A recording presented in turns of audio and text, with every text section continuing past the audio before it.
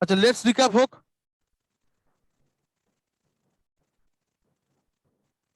Match the following, সবাই যাদের কাছে খাতা আছে খাতাতে লিখে নিন, লিখে ম্যাচ করুন, তাহলে মাথায় থেকে যাবে ব্যাপারগুলো। ম্যাচ দ্য ফলোইং, স্টেটের নাম দেওয়া আছে, number of national park match করতে হবে। আন্দামানে কতগুলো আছে? কত?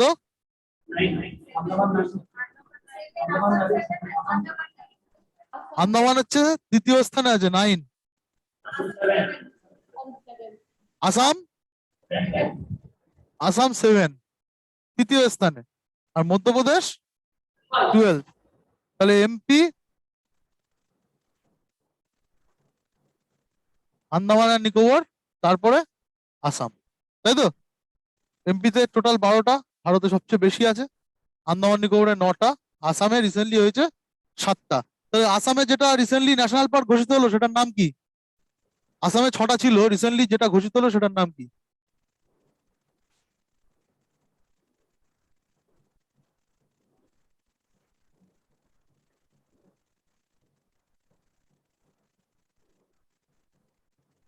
Dihing national park. Dihing national park. আচ্ছা, নেক্সট কি হবে? Earth hour is an annual initiative of.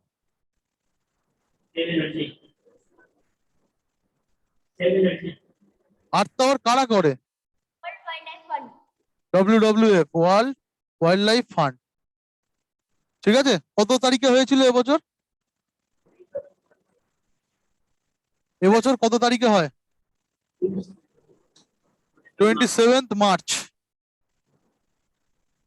Next, Punchampalli Ikkat has been recently granted GI tag.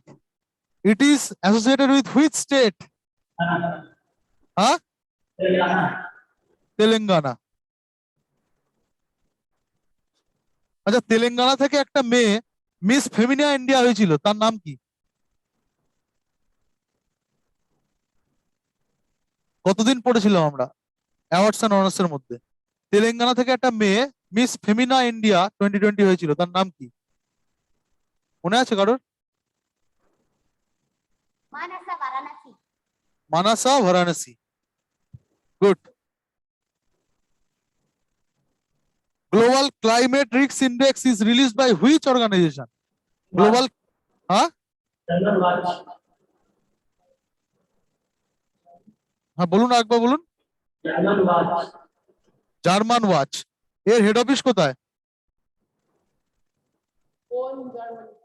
জার্মানির Bonn. Good. Global climate risk index অনুযায়ী ইন্ডিয়ার পজিশন কত? 7। Good. First state level bird festival Kalrav is started by which state? Bihar. এটার নাম মনে আছে? বিহারের কোন জায়গায়, কোন বার্ড সেঞ্চুরিতে? হ্যাঁ, কি ছিল?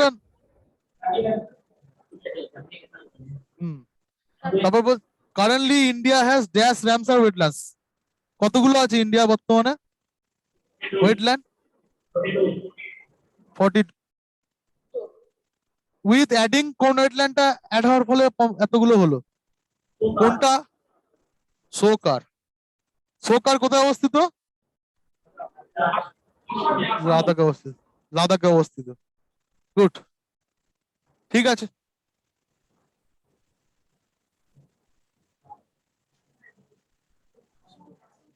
নেক্সট আমরা দেখবো হচ্ছে science and technology. Science and technology related current affairs. প্রথমে আসছে, the member for health of Niti Aayog has explained why new waves occur. There are 4 factors that contribute to the formation of a new wave. এই যে corona ভাইরাসের একটা wave, তারপর second wave, তারপর third wave আসবে শুনছি। তাহলে এই যে ওয়েভ কেন ওগুলো আসছে, এগুলো তার পিছনে নীতি আয়োগ কিছু কারণ দিয়েছে, সেই কারণগুলো আমাদের জানতে হবে। কি কি কারণ? এক নম্বর বলছে the viruses behaviour. The virus has the potential and capability to spread. ভাইরাসটার ক্যাপাবিলিটি আছে স্প্রেড করার, সেই জন্য সেটা একটা কারণ নতুন ওয়েব আসার। 2 নম্বর বলছে susceptible host. The virus continues to look for susceptible host in order to survive.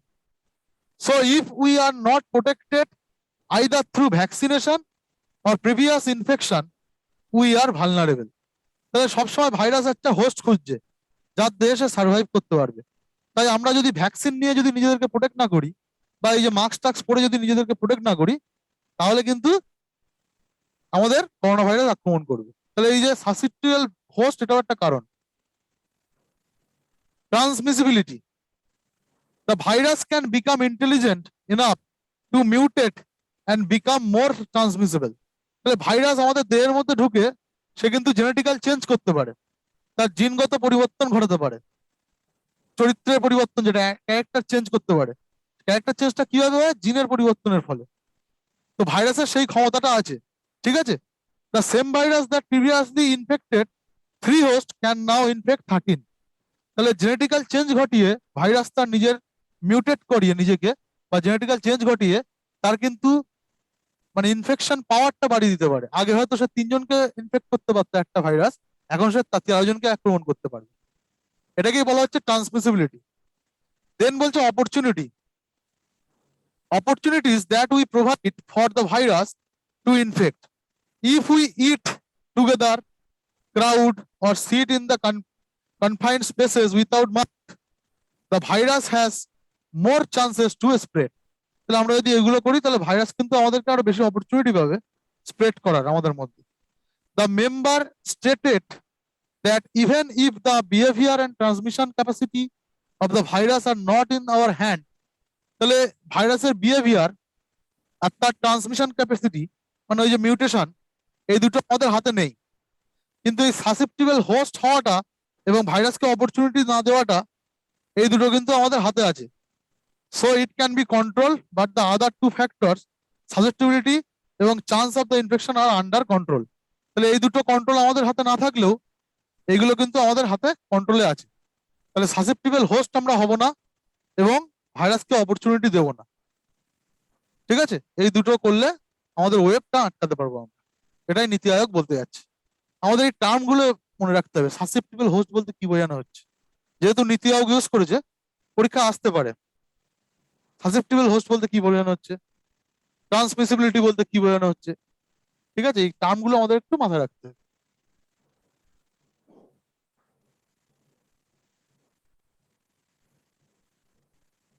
Airtel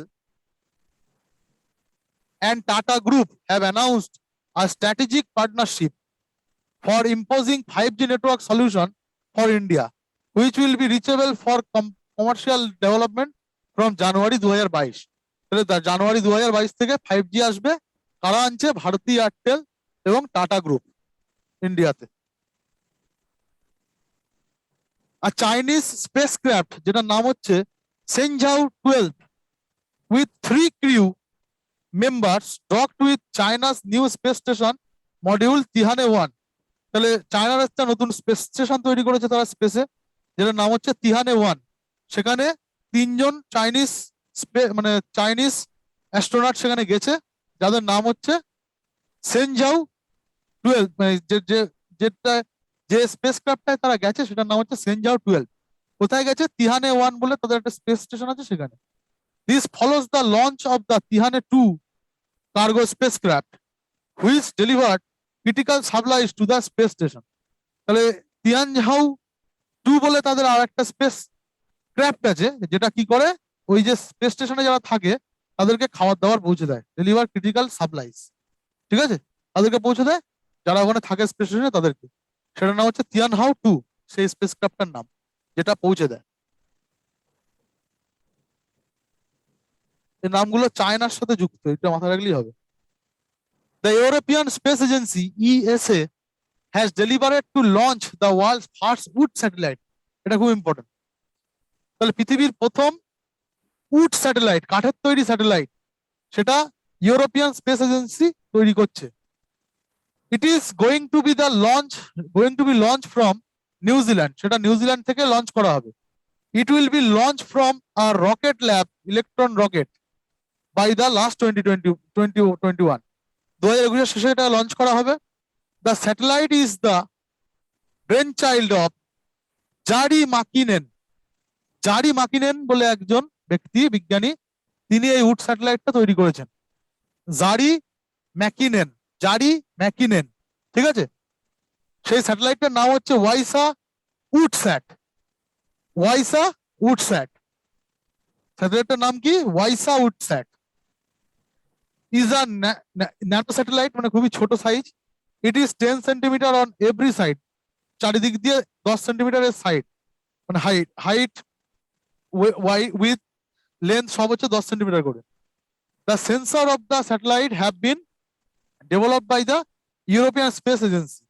সেন্সরটাও তৈরি করেছে ESA, and designers have placed the timber in a thermal vacuum chamber to keep it dry. A very thin aluminum oxide layer has been used to decrease the vapor coming from the wood and to defend if from the erosive outcomes of the atomic oxygen. So, lagbe na. The non-wooden external parts are made of aluminum rails. Aluminum rails. তাহলে এর বাইরে যেটা external part আছে নন wooden, সেটা aluminium দিয়ে তৈরি। ঠিক আছে, আমাদের এই প্রথমগুলো ইম্পর্টেন্ট। ইএসএ বানাচ্ছে, স্যাটেলাইটটার নাম কি? উডস্যাট, ওয়াইসা উডস্যাট। এটা হচ্ছে ব্রেন চাইল্ড অফ জারি ম্যাকিনেন। 2021 সালের শেষে নিউজিল্যান্ড থেকে লঞ্চ হবে, এইটুকু মাথায় রাখলেই হবে।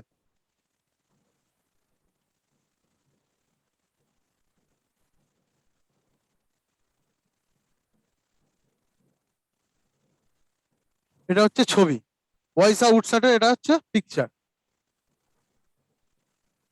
ওয়াইসা উডস্যাট এরকম দেখতে, কাঠের তৈরি দেখতে পাচ্ছি আমরা।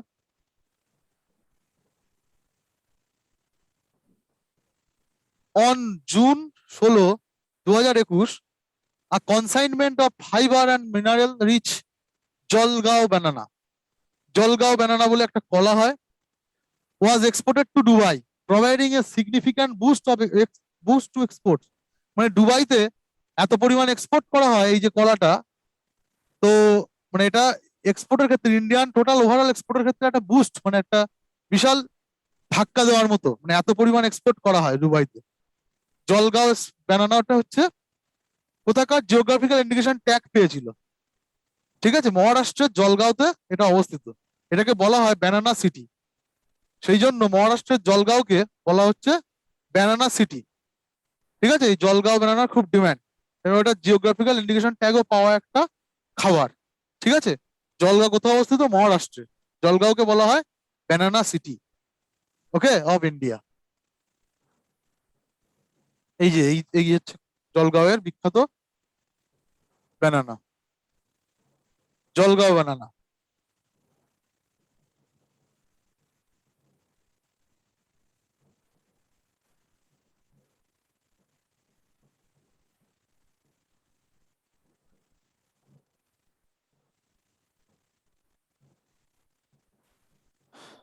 The nation's first power free, এটা খুব ইম্পর্টেন্ট পরীক্ষার জন্য। The nation's first power free CPAP, এটা ফেসবুকেও আমরা দেখেছিলাম, ওই যখন খুব অক্সিজেনের ঘাটতি হচ্ছিল, যখন অক্সিজেন পাওয়া ছিল না তখন। CPAP, continuous positive airway pressure therapy device, Jeevan Vayu যেটার নাম দিয়েছে তারা, was developed by IIT Ropar. IIT Ropar একটা ডিভাইস তৈরি করেছে সিপিএপি, যেটা পাওয়ার ফ্রি, ইলেকট্রিক লাগে না সেটা চালানোর জন্য। সেটা একটা ডিভাইস যেটা কি করছে, যেটার নাম জীবন বায়ু দিয়েছে তারা। Jeevan Vayu can be used in place of CPAP machines. CPAP machines বলে একটা মেশিনস থাকে হসপিটালে, যেগুলো হচ্ছে রুগীর প্রয়োজন মতো তাকে অক্সিজেন সিলিন্ডার থেকে অক্সিজেনটা পাঠায় তার দেহে, সেটার জন্য আবার ইলেকট্রিসিটি লাগে। কিন্তু এই যে রোপারের ছাত্রটা যেটা বানিয়েছে সিপিএপি, সেটা পাওয়ার ফ্রি। এর ফলে কি অক্সিজেন সিলিন্ডার যেখানে খুশি নিয়ে যাওয়া যেতে পারে। ঠিক আছে, যে সবসময় যে প্লাগের কাছে থাকতে হবে সেমন ব্যাপার নয়। It is India's first such device that works without electricity and is compatible with both types of oxygen generations units, such as oxygen cylinders and oxygen pipelines in the hospital. হসপিটালে অক্সিজেন সিলিন্ডারও থাকে, আবার পাইপলাইনও থাকে। একটা oxygen plant থাকে, সেখান থেকে direct পাইপলাইনের মাধ্যমে অক্সিজেন আসে। ঠিক আছে, তো এটা দু ক্ষেত্রেই ব্যবহার করা যাবে। ঠিক আছে, এটার নাম হচ্ছে জীবন বায়ু। কারা করেছে? আইআইটি রোপার। সিপিএপির full form continuous positive airway pressure therapy. Continuous positive airway pressure therapy.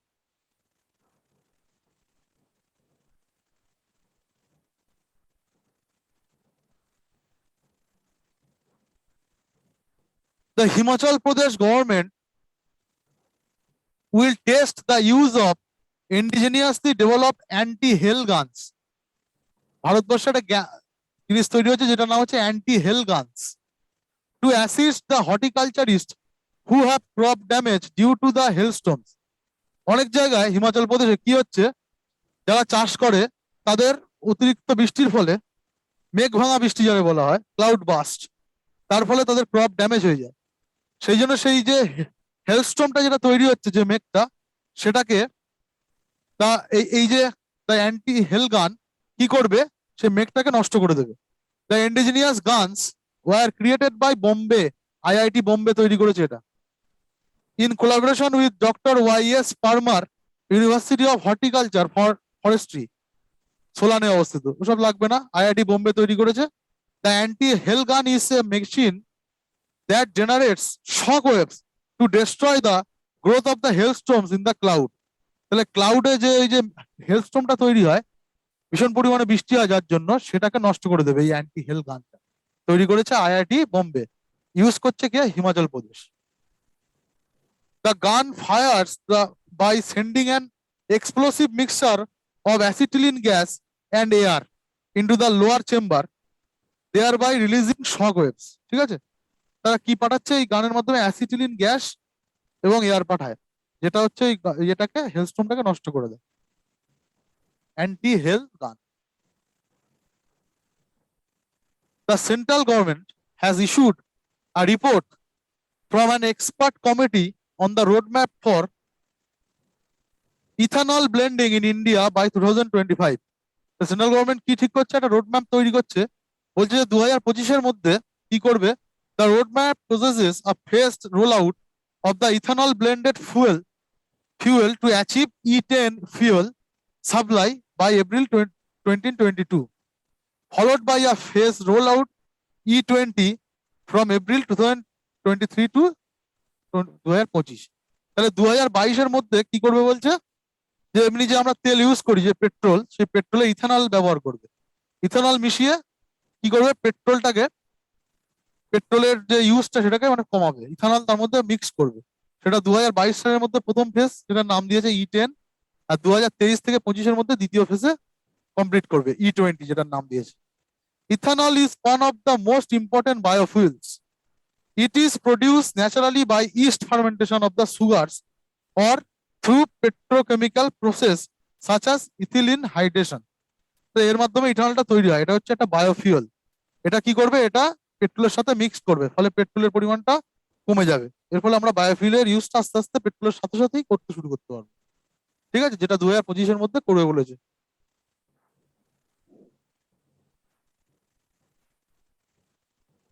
The new generation Agni P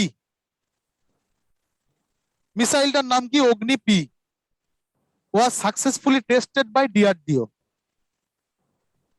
The Agni P missile is a more advanced version of Agni 1. Agni 1 বলে যে মিসাইলটা ছিল তার একটা advance version. It is a nuclear capable missile. তাহলে এই মিসাইলটা nuclear বোমও মানে ইয়ে করতে পারে, ক্যারি করতে পারে, with a range capability of 1000 to 2000 kilometre. এবং সেই বোমটা নিয়ে কতদূর যেতে পারবে? 1000 থেকে 2000 কিলোমিটার পর্যন্ত ট্রাভেল করতে পারে। The Agni P will replace the Prithvi, Agni 1 and Agni 2, এই তিনটেকে রিপ্লেস করে দেবে অগ্নি পি। এই তিনটের আর দরকার নেই, পৃথিবী, অগ্নি 1 and Agni 2। In India's arsenal, which were built 2 decades ago with technologies that are now considered outdated. এগুলো তৈরি করা হয়েছিল প্রায় 24 বছর আগে। অগ্নি will be the mainstay of the anti-China nuclear arsenal. অগ্নি 5 বলে একটা মিসাইল আছে, যেটা চায়নার সাথে যুদ্ধ বুদ্ধ হলে ব্যবহার করা হবে। আর এই যে অগ্নি পিটা লঞ্চ করা হলো, এটা পাকিস্তানের সাথে যুদ্ধে ব্যবহার করা হবে। অগ্নি পি ফর পাকিস্তান, অগ্নি পিটা ব্যবহার করা হবে পাকিস্তানের বিরুদ্ধে, অগ্নি 5টা ব্যবহার করা হবে চায়নার বিরুদ্ধে। ওকে,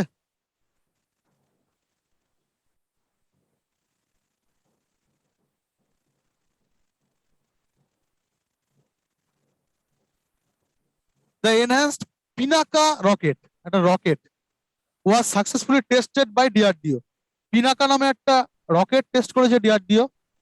Pinaka is a multiple rocket launcher manufactured in India and developed for the Indian army by the defence research and development organisation. DRDO তৈরি করেছে আর্মিদের জন্য। এটা কি করে? পিনাকাটা হচ্ছে রকেট লঞ্চার, এটা হচ্ছে রকেটকে লঞ্চ করে, ঠিক আছে? একটা রকেট, সেটাকে লঞ্চ করার জন্য এই পিনাকাটা তৈরি করা হয়েছে। According to the test, the enhanced range version of the Pinaka rocket system can destroy target at distance up to 45 kilometre. তাহলে এই লঞ্চারটা রকেটটাকে 45 কিলোমিটার দূরে পাঠাতে পারে। নেক্সট হচ্ছে the national aeronautics and space administration NASA recently announced the launch of 2 new robotic mission to Venus. তাহলে ভেনাসে তারা recently একটা মিশন, দুটো মিশন পাঠাবে, রোবট পাঠাবে। দুটো রোবট মিশনের নাম হচ্ছে the Vinci plus and Veritas. একটার নাম হচ্ছে দ্য ভিঞ্চি প্লাস, আর একটার নাম ভেরিটাস। এটা কিসের মিশন? ভেনাসে রোবট পাঠানোর মিশন বাই নাসা, ঠিক আছে? ভি দিয়ে ভিঞ্চি, ভি দিয়ে ভেরিটাস, ভি দিয়ে ভেনাস। ওকে,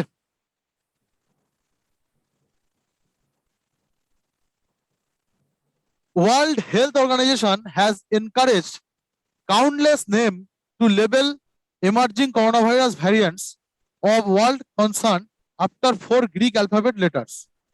তাহলে এই যে নতুন আমরা নাম দেখতে পাচ্ছি, ডেল্টা ভ্যারিয়েন্ট, ঠিক আছে? এই গ্রিক লেটার দিয়েই তারা হচ্ছে নামগুলো দিচ্ছে world health organisation. It named B1617B variant. এটার নাম কি দেওয়া হয়েছে? B1.1.617.2 variant, recognised first in India like delta, ঠিক আছে? ইন্ডিয়া যেটা পাওয়া গেছে এটার নামটা মাথায় রাখতে হবে, B.1.617.2 ভ্যারিয়েন্ট। এটা হচ্ছে ইন্ডিয়া ভ্যারিয়েন্ট, ঠিক আছে? এটার নাম দিয়েছে ডেল্টা ভ্যারিয়েন্ট। গ্রিক একটা লেটার সেটা, আসল এটা হচ্ছে B.1.617.2 ভ্যারিয়েন্টটা, যেটার নাম দিয়েছে ডেল্টা। তাও যে technology giant Microsoft with more than 25 years of experience has decided to suspend this iconic internet explorer. আমরা ছোটবেলায় সব ইন্টারনেট এক্সপ্লোরার ব্যবহার করতাম, লেখা থাকতো, যেটা 1995 সালে লঞ্চ করা হয়, সেটাকে বন্ধ করে দিয়েছে মাইক্রোসফট, ঠিক আছে? তারপর বলছে Iran launched super computer called Simorgh. কোথাকার সুপার কম্পিউটার? কোশ্চেন এইটুকুই আসতে পারে। কোথাকার? ইরানের। অপশন থাকবে ইরাক, ইরান, এরকম। তাহলে ইরানের সুপার কম্পিউটারটা একটা নতুন লঞ্চ হয়েছে, যার নাম হচ্ছে সিমর্গ।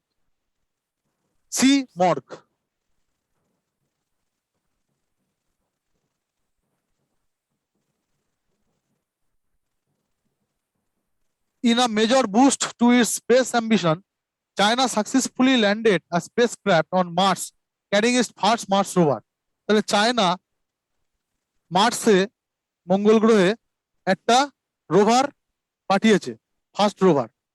China launch is first Mars mission. মিশনটার নাম কি? তিয়ানওয়েন 1 2020 সালে জুলাই মাসে লঞ্চ করে। একটা ল্যান্ডার, একটা রোভার সেখানে পাঠায়। Since February Tianwen-1 has been in অরবিটে ছিল ফেব্রুয়ারি থেকে। The lander carrying the Zhurong rover successfully landed on the surface of the Mars. তাহলে Tianwen-1 এ নিয়ে গেছিল একটা রোভার, যেটার নাম হচ্ছে জুরং, সেটাকে মার্সে ল্যান্ড করিয়ে দিয়েছে। Only Russia and the United States of America had previously successfully landed on Mars. তাহলে এর আগে শুধুমাত্র রাশিয়া আর ইউএসএ গেছে, ইন্ডিয়া চেষ্টা করেছিল কিন্তু আগের বছর ফেল হয়েছিল সেটা। তো চায়নার যে চেষ্টা সেটা সফল হলো। মিশনটার নাম হচ্ছে তিয়ানওয়েন-1, এবং যে রোভারটা গেছে তার নাম হচ্ছে জুরং রোভার। Zhurong rover.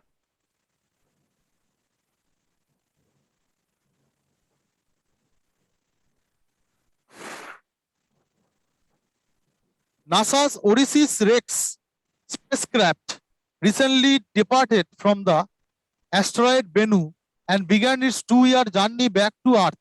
তাহলে Odysseus-Rex বলে নাসার একটা স্পেসক্রাফট আছে, যেটা একটা অ্যাস্টেরয়েডে গেছিল, যেটার নাম ছিল হচ্ছে বেনু। সেটা আবার নাসাতে ফিরছে, পৃথিবীতে ফিরছে। Odysseus-Rex is NASA's first mission to visit, survey and obtain a sample from a near earth asteroid. আর্থের কাছাকাছি একটা অ্যাস্ট্রয়েড আছে বেনু, সেখানে এটা প্রথম মিশন নাসার 2016-তে গেছিল। Spacecraft was launch on its journey to Bennu. 2016-তে জার্নি স্টার্ট করেছিল, আর ফিরছে 21-এ। The mission is a 7-year journey that will be completed ফ্রেন অ্যাট লিস্ট সেও। তাহলে 2023-এ ফিরবে, ফিরতে 2 বছর লাগবে, এখন স্টার্ট করেছে ফেরার। ঠিক আছে, 60 গ্রাম স্যাম্পল নিয়ে চলে আসবে ওই যে স্পেস ক্রাফটটা আছে Odysseus-Rex। 2023-এ ফিরবে, এখন ওখান থেকে বেরিয়েছে, 2 বছর পরে ফিরবে। তারপরে শঙ্কর ঘোষ, এটাও খুব ইম্পর্টেন্ট পরীক্ষার জন্য। An award winning Indian origin immunologist has been elected to be prestigious national academy of sciences in cognizance of his distinguished and preserving with achievement in original research. He was among the 120 newly elected contributors announced by the academy. Shankar ঘোষের নামটা মনে রাখবেন, একাডেমিতে, science academy, academy of সায়েন্সে, national academy of সায়েন্সে তিনি হচ্ছেন recognized হচ্ছেন, যেহেতু বাঙালি নামটা মনে রাখতে হবে। The Indian Navy has initiated Operation সমুদ্র সেতু। অপারেশন সমুদ্র সেতু বলে একটা, সমুদ্র সেতু 2 নামে একটা অপারেশন নেভি করেছে, to support the ongoing national mission to meet the country's oxygen needs. ওই যখন অক্সিজেন দরকার হচ্ছিল, খুব অক্সিজেনের ক্রাইসিস ছিল, সেই অক্সিজেন সাপ্লাইটাকে সাপোর্ট করার জন্য ইন্ডিয়ান নেভি যে মিশনটা নেয়, বিদেশ থেকে অক্সিজেন আসছিল, সেটার নাম হচ্ছে মিশন সমুদ্র সেতু 2। Russia produce the first COVID-19 vaccine for animals. মানুষের অনেকগুলো ভ্যাকসিন তো আমরা পড়েছি, নিয়েছি, এবার প্রাণীদের জন্য রাশিয়া একটা ভ্যাকসিন বানালো, সেটার নাম হচ্ছে Carnivac Cov. Carnivac Cov, Carnivac Cov, Carnivac কপ।